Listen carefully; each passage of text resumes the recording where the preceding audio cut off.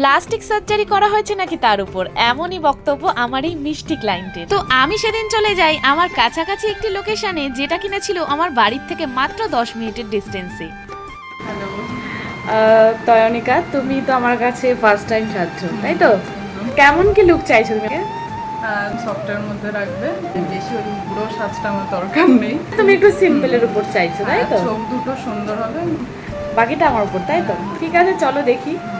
আর প্রতিবারের মতোই আমার উপর এই ক্লায়েন্টরা সম্পূর্ণ দায়িত্ব ছেড়ে দেয়। আর ভিডিওর শুরুতেই তোমাদের যে কথাটা বললাম, হ্যাঁ একদম ঠিকই, আমার এই মিষ্টি ক্লায়েন্টই কিন্তু রিভিউতে আমাকে এই কথাটাই বলেছিল। আর তোমাদের মধ্যে যাদের মেকআপ বিষয়ক স্বল্প হলেও ধারণা আছে, তারা ভালোভাবেই জানবে যে মেকআপটা কিন্তু কোনো প্লাস্টিক সার্জারি নয়, এটা কিন্তু সম্পূর্ণরূপে একটা আর্ট, আর একটা আর্টিস্টের রং তুলিতে ছুঁয়ে ওঠা একটা সৌন্দর্য।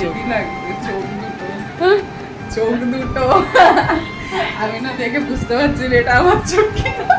প্লাস্টিক সার্জারি করেছো তুমি?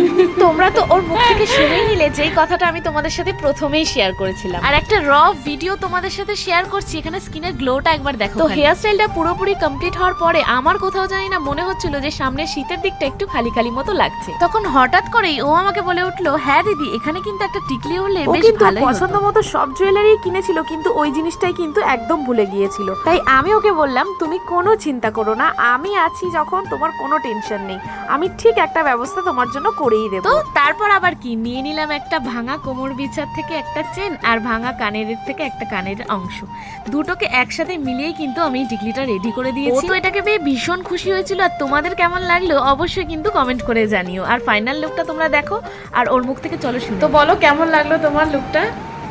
বলতে পারছি না, আমার চোখ দুটো তো ভীষণ পছন্দ হয়েছে। চোখ দুটো মানে ওয়াও হয়েছে, পুরো চোখ ছোট ছোট খুব, তো সেখানে এত সুন্দর করে দিয়েছো তুমি, আমার খুব ভালো লেগেছে। ওকেও খুব মিষ্টি লাগছে। Thank you. আর আমি তো সবাইকে সাজেস্ট করবো তোমাকে বুক করার জন্য, সত্যি বলছি, আমি এত স্যাটিসফাইড বলার মতন না।